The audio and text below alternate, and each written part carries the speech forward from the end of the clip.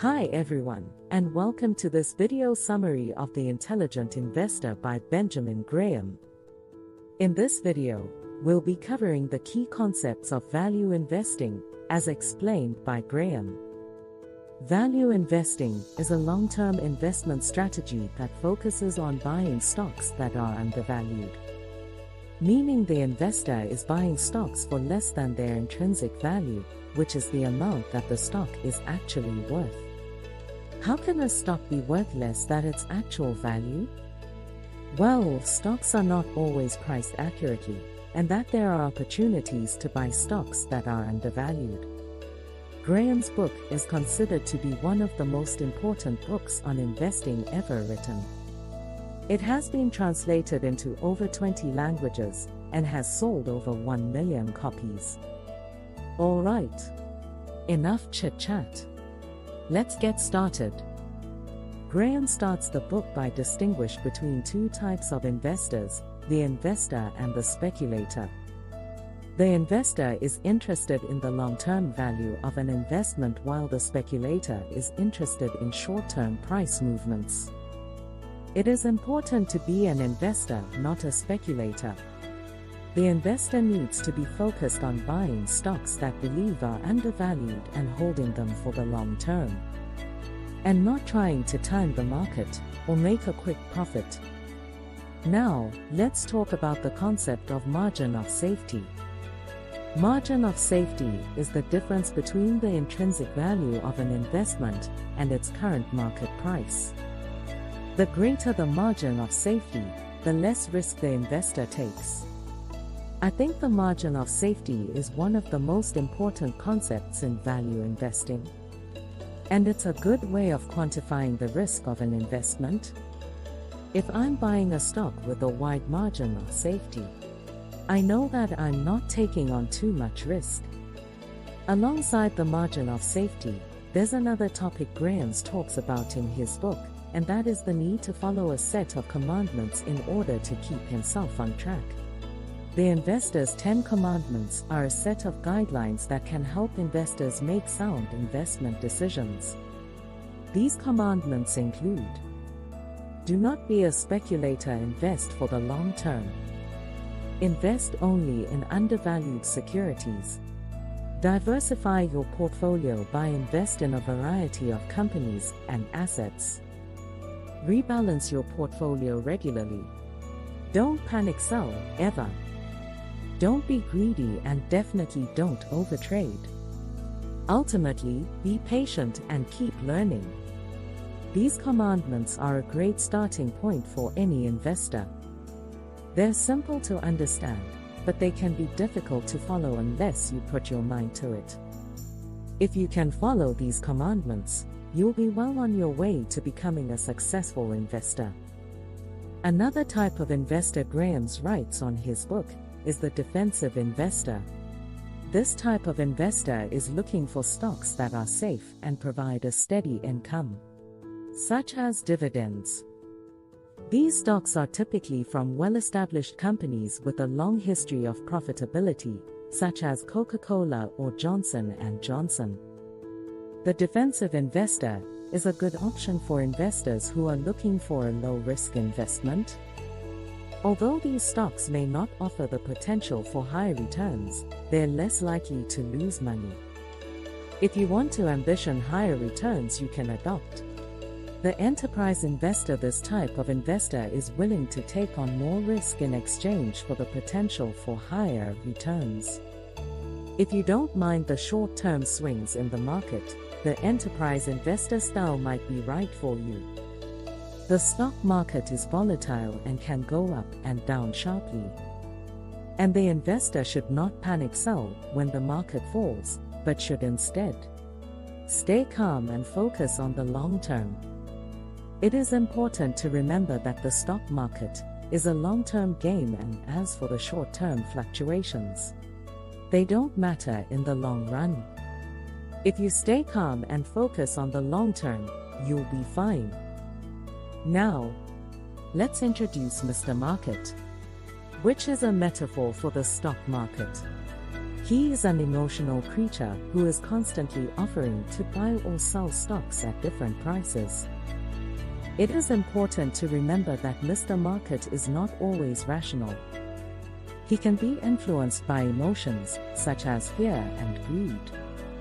That's why it's important to ignore Mr. Market and focus on the intrinsic value of the stocks you own.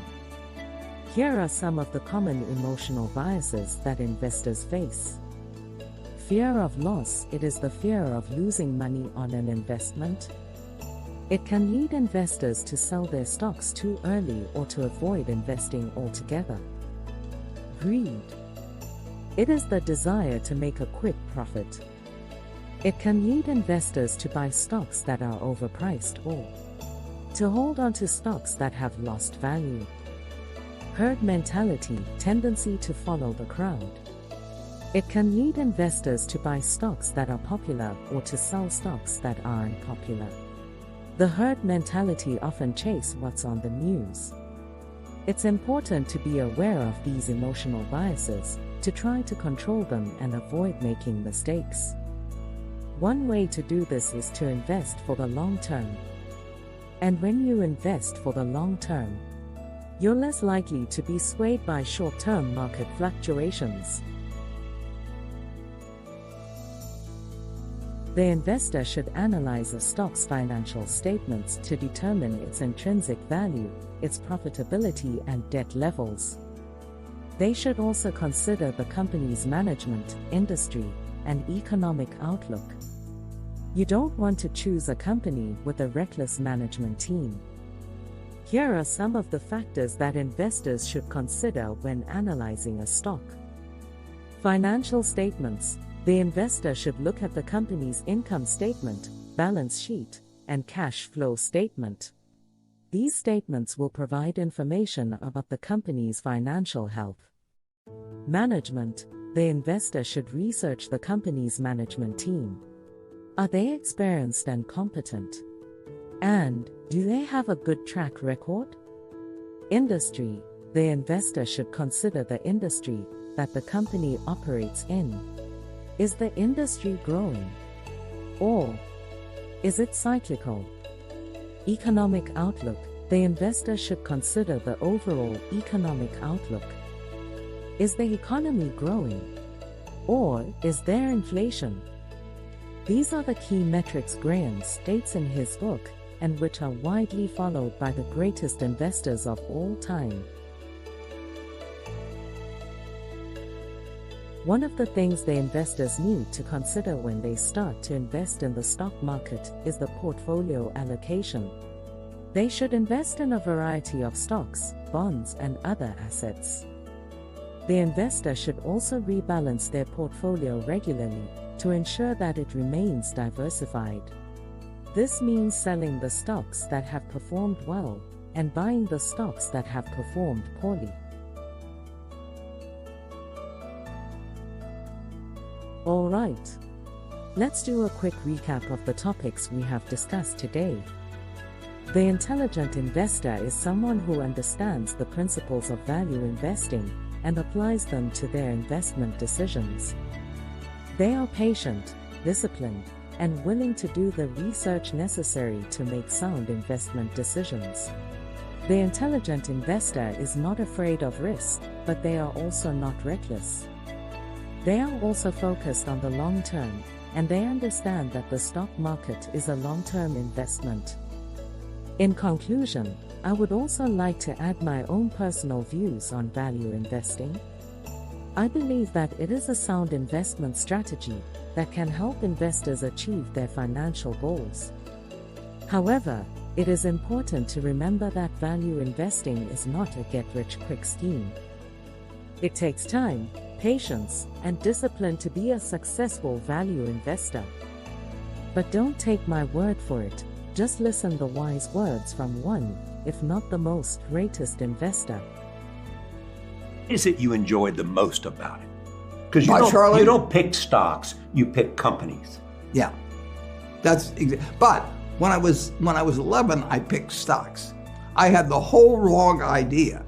I I was interested in watching stocks, and I thought stocks were things that went up and down, and I charted them. I read books on technical analysis. I read Edwards and McGee. I think that was the classic then. Hundreds and hundreds of pages. And I read that whole thing over and over again. I read Garfield, Drew, I read everything. And I thought the first 8 years, I thought the important thing was to predict what a stock would do and predict the stock market. And then I read Ben Graham, when I was 19 or 20. And I realized that I was doing it exactly the wrong way. But it didn't hurt that I had that background and everything. And I rejiggered my mind when I read the book, The Intelligent Investor. And from that point, I never bought another stock. I bought businesses that happened. And there you have it, folks.